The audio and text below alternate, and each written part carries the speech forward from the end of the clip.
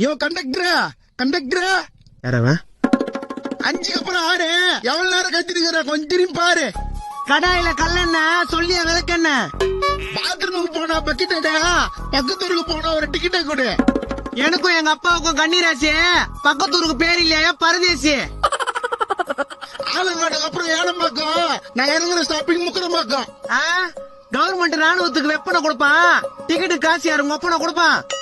வெயிலுக்கு எந்த மாதிரி சூஸ், டிக்கெட்டுக்கு எவ்வளவு காசு? ஏனம் பாக்கணும் 25 ரூபாய், முக்கரம் பாக்கணும் 36 ரூபாய் கொடு.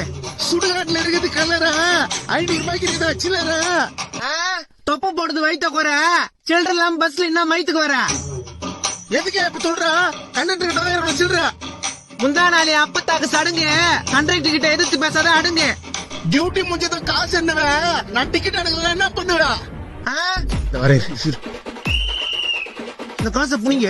யோ என் காசு.